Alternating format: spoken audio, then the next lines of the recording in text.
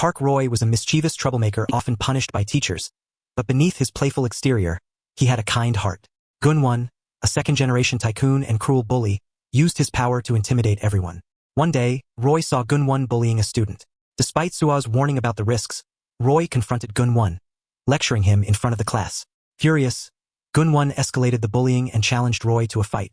A silent teacher, intimidated by Gun-won's connections, allowed the situation to worsen. Unable to contain his anger, Roy struck Gun-won, an impulsive act that placed his family in danger. Roy's father, an employee at Gun-won's father's company, was summoned after the incident. Meanwhile, Roy was severely punished at school. Gun-won's father initially appeared reasonable, sparing Roy from expulsion or jail, but demanded Roy kneel and apologize. Roy refused, declaring, "My father taught me never to lower my dignity." Enraged, Gun-won's father fired Roy's father. Devastated, Roy blamed himself, but his father reassured him. "You've grown into an upright man. If we stay true to our principles, we have nothing to fear," he said.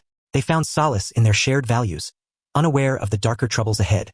The next day, a notice revealed Park Roy had been expelled. With his father unemployed and Roy out of school, their lives were turned upside down. Determined to support them, Roy's father used his savings to open a small restaurant. Sua often visited, offering comfort. Trouble arose when Gun-won became interested in Sua, but she only cared for Roy, fueling Gun-won's resentment. Holding a grudge, Gun-won sought revenge. One day, while Roy's father delivered food on his motorbike, Gun-won rammed him off a mountain, killing him instantly. Roy was devastated by the loss of his beloved father. When the police suggested reconciliation with the perpetrator, Roy was enraged. Sua discovered a photo confirming Gun-won's involvement. Realizing the tycoon had orchestrated the incident and framed another. Furious, Roy confronted Gun-won on a stormy night, beating him mercilessly. As he prepared to strike a fatal blow, Sua arrived with the police. She pleaded with Roy, reminding him his father wouldn't want this. Stricken, Roy dropped the rock and surrendered, broken and consumed by grief. He was taken to prison, burdened by his father's unjust death. The president later visited Roy, offering forgiveness if he would kneel and apologize. Roy refused, declaring, "The one who needs to kneel is your son." Infuriated, the president vowed to ruin Roy. Discovering Sua's struggles, he bribed her to testify for Gun-won. Sua asked calmly, "How much money are you offering?" The president, amused, laughed at her boldness. Meanwhile, Gun-won, racked with guilt, wanted to confess, but his father refused. To toughen him, the president forced him to kill a chicken, mocking his hesitation. Gun-won reluctantly complied, torn by inner conflict. At Roy's trial, he was unjustly sentenced to 3 years in prison. The president manipulated events, silencing witnesses and framing Roy. In prison, Roy faced brutality from inmates under the president's orders but remained defiant, refusing to break. Sua visited Roy and, overcome with guilt, confessed tearfully, "It was me. I betrayed you. I took the money to pay for school." Her admission left Roy in stunned silence, shattered by her betrayal. Roy didn't resent Sua. Before parting, he smiled and said, "I've always liked you. When I get out, I'll come find you." Touched, Sua hoped Roy would rise above his struggles and seek justice. In prison, Roy befriended a gangster who admired his resilience. By his release, Roy was tougher and determined. He visited his father's old pub and vowed, "I'll avenge you, Dad." Following Sua's letters, he found her in Itaewon during a festival. They reunited, and Sua revealed she worked for Jenga Group. Roy, understanding her choices, shared his plan to work on a ship for 7 years. 7 years later, Roy returned to Itaewon and opened his restaurant, Danbam. Sua, now a trusted Jenga employee, visited him and saw his dream come true. Meanwhile, Yeseo, a bold student, live-streamed herself standing up to bullies, becoming a viral sensation. When a bully's parent confronted her, Roy intervened, only for Yeseo to slap the mother back. Roy, unaware of the full story, scolded her, but So lied cheekily to save face. Her fearless and rebellious nature often left others stunned. At Jenga Corporation, Gun-won proposed opening a bar in Itaewon, but Sua exposed flaws in his plan.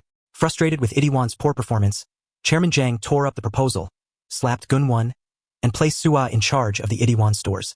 Enraged, Gun-won threatened her, but Sua, unshaken, hinted that the chairman's illegitimate son might take his place. Meanwhile, Gun-soo and Yiso rode a motorbike through Itaewon. A sudden stop threw Yiso off, catching Se-roy's attention as he handed out flyers nearby.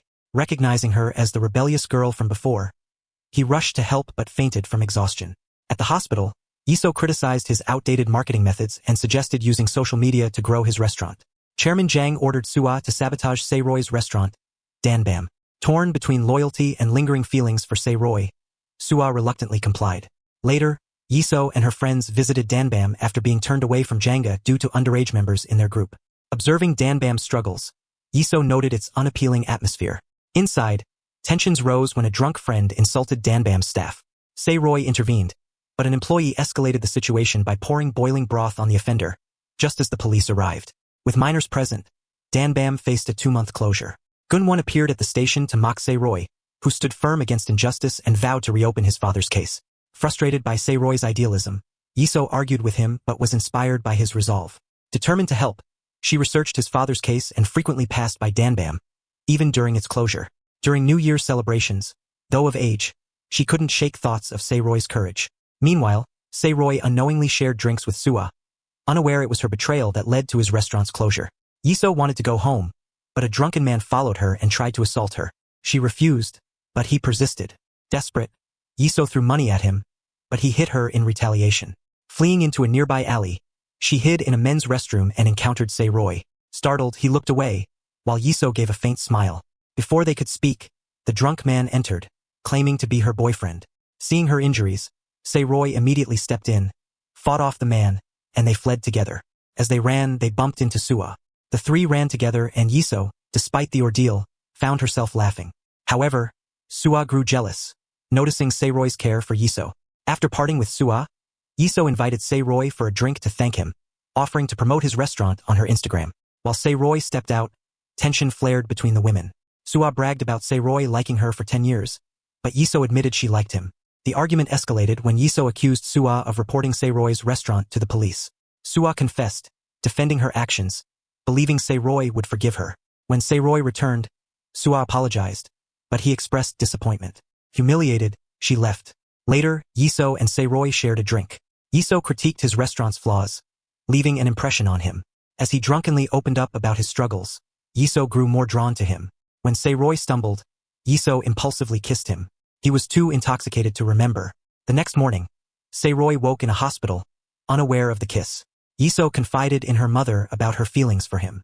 Her mother advised against it, but Yiso, conflicted, flipped a coin to decide. It landed heads. She should walk away, but she laughed, taking it as a sign to stay.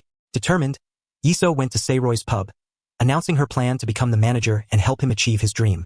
Meanwhile, Jun-soo, a Tycoon's illegitimate son, joined the pub, drawn by Se-Roy's sincerity. Though skeptical, Se-Roy welcomed him, forming a team of 5. Yiso quickly identified the pub's issues: unprofessional staff, lackluster menu, and uninspiring decor, and began transforming it. She redecorated, expanding the space and creating an Instagram-worthy aesthetic. With her social media influence, the revamped pub attracted huge crowds, earning over 3 million won on opening day. Watching from afar, Sua grew bitter, while the corporation president, seeing the pub's success, saw an opportunity. He proposed Sua marry his son, Gun-won, to strengthen his power, but she refused. Instead, he urged her to sabotage the pub. Despite the pub's success, challenges arose. When the chef took leave, Se-Roy stepped in. The next day, customer complaints about hair in food and bland dishes poured in. Furious, Yiso scolded the chef and urged Se-Roy to fire him, stressing their reputation was on the line. Se-Roy called the chef Yoon-yi to address her cooking issues. Instead of firing her, he surprised everyone by doubling her salary, believing this would motivate her to improve. He then gave an inspiring speech to foster unity and hard work. While the team felt encouraged, Yiso was slightly disappointed he hadn't taken her advice. The next day, Yiso ran into her old classmates, who taunted her. As things escalated, Gun-won intervened. During the confrontation, one classmate admitted to reporting them to the police for underage drinking. Realizing she wrongly blamed Sua, Yiso slapped the classmate in frustration before the bullies retreated. In the following days, Yiso closely monitored Hyunhee's cooking, offering feedback. With her guidance, Hyunhee improved, and the team grew closer. Meanwhile, Sua, struggling with her feelings and the president's ultimatum to pick a side, drank heavily. She bumped into Se-Roy's group and drunkenly confessed her love for him. Just as they were about to kiss, Yiso intervened, stopping Sua. Embarrassed but mischievous, Sua joined them for a meal. During dinner, Sua shared insights about Jenga Group's success, inspiring Se-Roy to declare his dream of turning Danbam into a bigger franchise than Jenga. The group toasted to his vision. Later, Yiso and Sua had a tense exchange, with Yiso declaring her determination to win Se-Roy's heart and eliminate any obstacles. Sua confidently refused to back down. At Jenga headquarters, Sua informed the president about Danbam's rise under Yiso's management, highlighting her IQ of 162. Hearing of Seiroi's franchise ambitions, the president grew wary of Danbam's potential threat. Danbam continued thriving, and Seiroi decided to expand the team. During interviews, Yiso rejected a stunning applicant, leaving the others disappointed, but she approved Tony, a Polish-Korean, whom Seiroi eagerly hired. Seiroi later contacted a TV station, securing a feature for Danbam. Excited, he shared the news with Sua during a walk, but Gunwon, jealous, informed his father. Using connections, Gunwon had Danbam removed from the feature. Seiroi suspected Sua leaked the information but soon learned she wasn't responsible. He sought her out to apologize, finding her at a bus stop. Taking her hand, he promised to bring down Jenga and free her from its control. After she left, Seiroi called an associate monitoring Jenga stocks, learning his shares were worth over 10 billion won.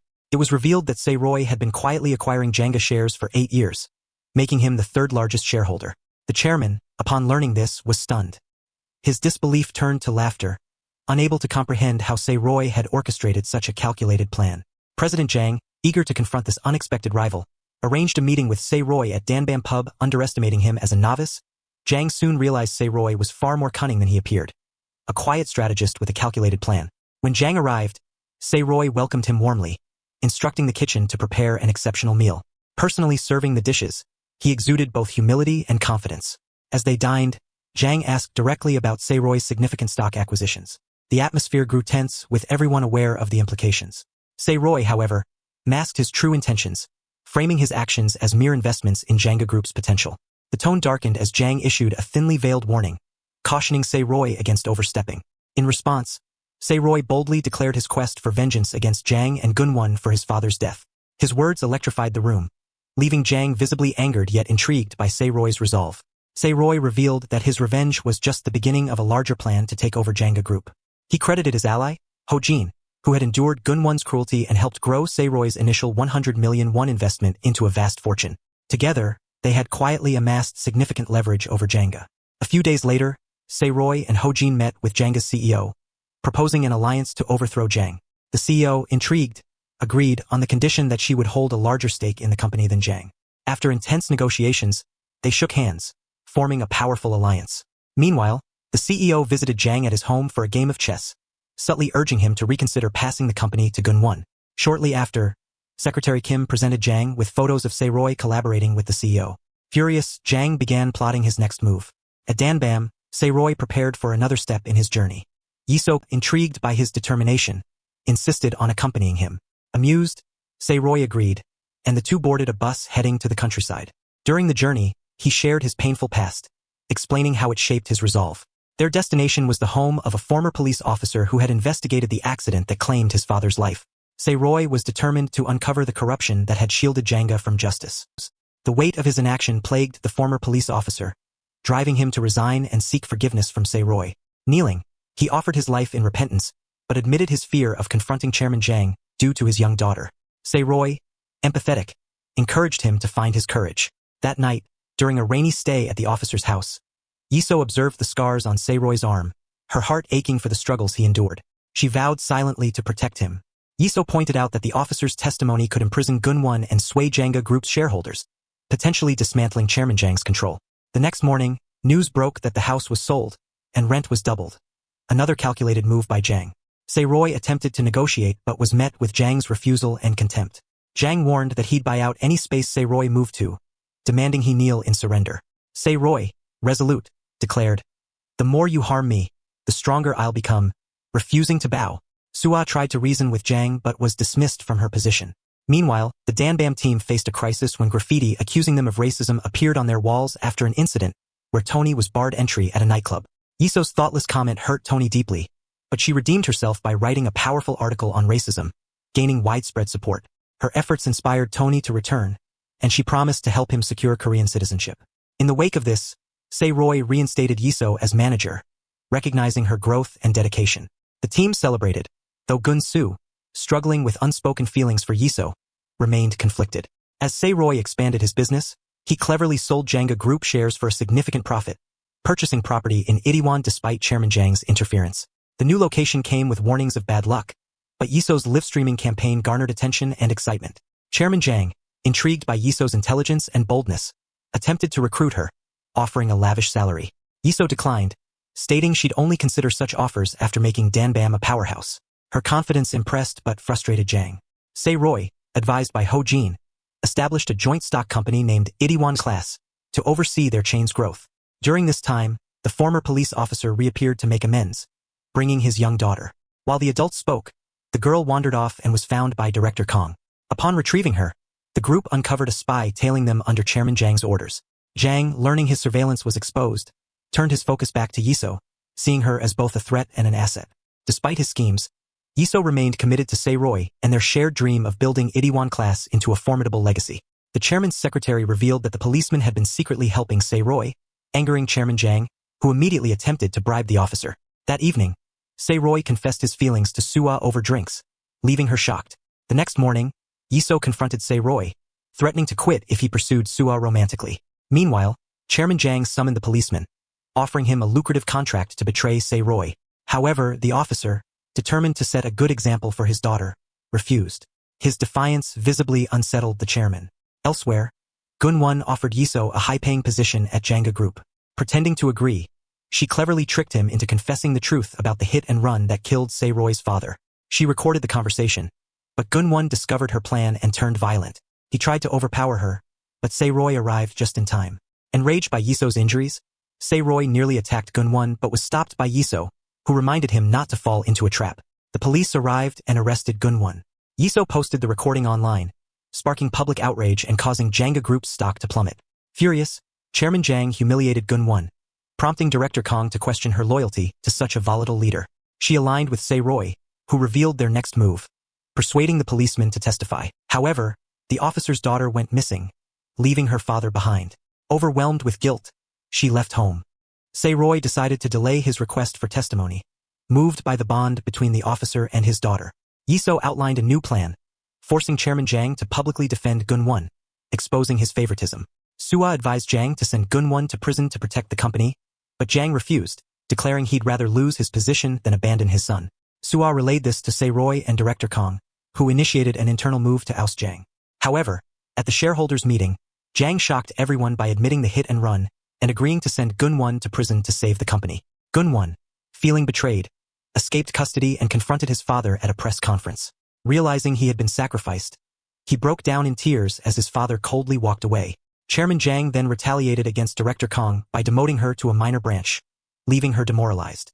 Gun-won was sentenced to 7 years in prison, and Chairman Jang remained composed, prioritizing the company above all.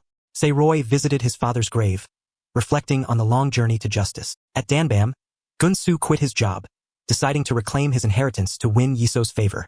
Chairman Jang agreed to his ambition, appointing Suwa to train him. At the restaurant, a mistake by Tony led to the creation of a curry dish that won first prize in a cooking competition, boosting Danbam's reputation. Yiso proposed expanding into a franchise, but Se-roy hesitated. After intense debate, Se-roy agreed, and their efforts secured over 10 billion won in funding and more than 50 franchises. One evening, the group found an injured elderly woman on the street, later discovering she was Tony's grandmother. She revealed that Tony's father had died in an accident years ago. Despite the pain, Tony embraced his grandmother. The next day, the food competition entered its second round. Restaurants scrambled to showcase their best dishes. Hyunai prepared her signature soft tofu soup, while Janga presented fermented soybeans. Gun-soo, tasting both, realized Janga's dish was inferior. As expected, Danbam triumphed, leaving Se-roy's team celebrating and Janga's team in despair.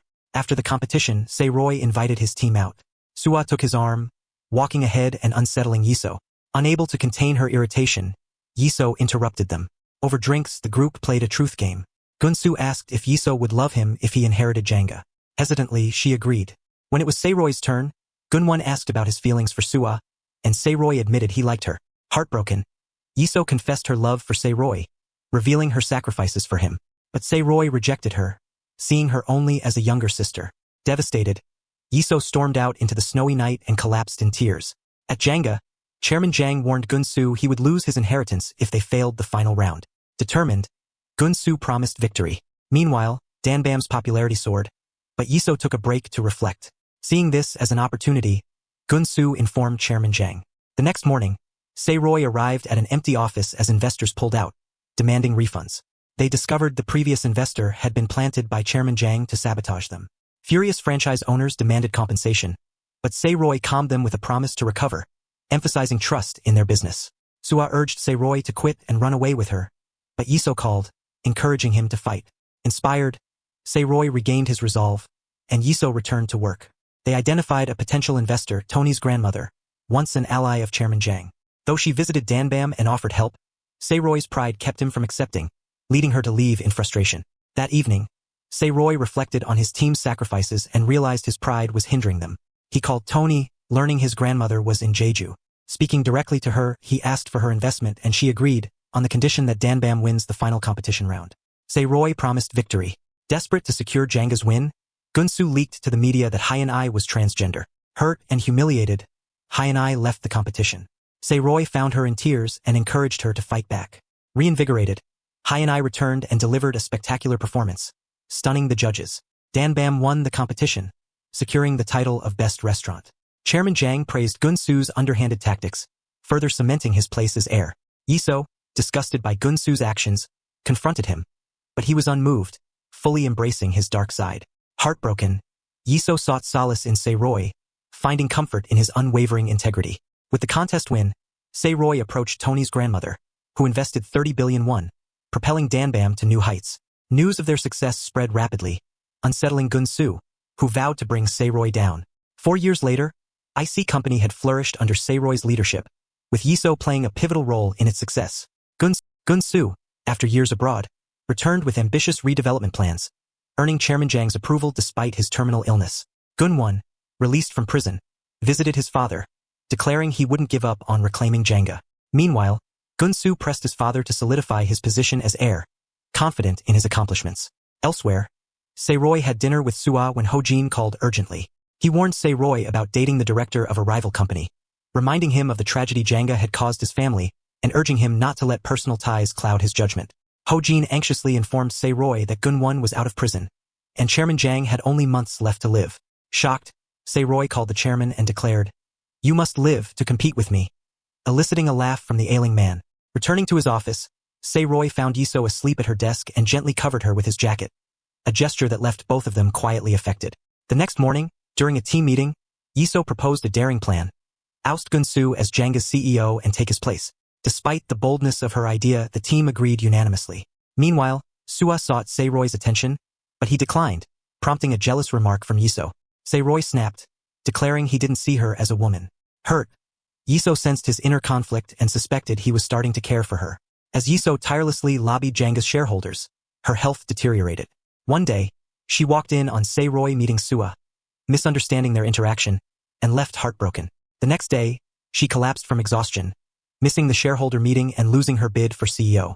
At the hospital, Sei-Roy urged Yiso to rest, though his scolding masked deeper concern. Later, discovering her diary filled with sketches of him, Sei-Roy realized the depth of her love. His feelings stirred. He bought her a necklace but hesitated to confess. Before he could act, Yiso was abducted. Sei-Roy received a photo and rushed to save her, only to find Gunsu in danger. Sacrificing himself, Sei-Roy saved Gunsu but was gravely injured. Both were captured by Gunwon's men. Sei-Roy, in a coma, dreamt of his late father urging him to let go. Instead, he vowed to return for Yiso and woke with renewed determination. Meanwhile, Yiso cleverly freed herself and Gunsu, but their escape was thwarted by Gunwon and his gang. Sei-Roy confronted Chairman Zhang, demanding Yiso's location. In exchange, the chairman demanded Sei-Roy kneel. Reluctantly, Sei-Roy complied, but his defiance afterward enraged the old man. Armed with the information, Sei-Roy raced to the hideout. Yiso and Gunsu fought valiantly against the gang but were cornered. Sei-Roy arrived just in time, ramming his car into the gangster's vehicle. Reunited with Yiso, he confessed his love. Their escape was interrupted by Gunwon, leading to a brutal fight. Though outmatched, Sei-Roy held his ground until help arrived. Sungkwon subdued the gang, leaving Gunwon's fate uncertain. Sei-Roy, on the brink of collapse, summoned the strength to overpower Gunwon, only to collapse himself. Just then, Yiso returned with the police, and the two embraced, overcome with relief and joy. The next day, Sua submitted incriminating evidence against Janga, leading to a police raid and uncovering corruption. Chairman Zhang watched as his empire crumbled. Contracts cancelled, partners severed ties, and bankruptcy loomed. Abandoned by his allies, he bitterly realized he had lost everything. Gunwon was sentenced to life in prison for attempted murder, left to face the consequences of his actions alone. At the hospital, Sae-Roy awoke and immediately embraced Yiso. When her mother confronted him for endangering her daughter, Sae-Roy humbly apologized, winning her reluctant approval. Overjoyed, Yiso held his hand as they left the hospital together. Back at the restaurant, they were surprised to find Chairman Jang waiting. Sae-Roy prepared a dish for him, its remarkable flavors leaving the former chairman humbled. Sae-Roy then announced his decision to merge Janga into his company, erasing the Janga name. Overwhelmed, Chairman Jang knelt before Sae-Roy, tearfully admitting his wrongs and begging for forgiveness. Though Sae-Roy forgave him, he stood firm on the merger. The once mighty Janga dissolved, its downfall a stark reflection of its founder's greed. Sae-Roy, now leading the merged corporation, earned the respect of shareholders. Gun-Soo, inspired by Sae-Roy's selflessness, abandoned his pursuit of power to follow a more honorable path. From a young man who had lost everything to a figure of strength and compassion, Sae-Roy's journey became a testament to resilience. With Yiso by his side, he reclaimed happiness and built a life of love and success. In their final moments, Sae-Roy and Yiso spent a peaceful day together. Taking her hand, he pulled her close and kissed her, sealing their unshakable bond. Together, they looked ahead to a future filled with love and hope. Thus, their story ended. A tale of perseverance, love, and redemption.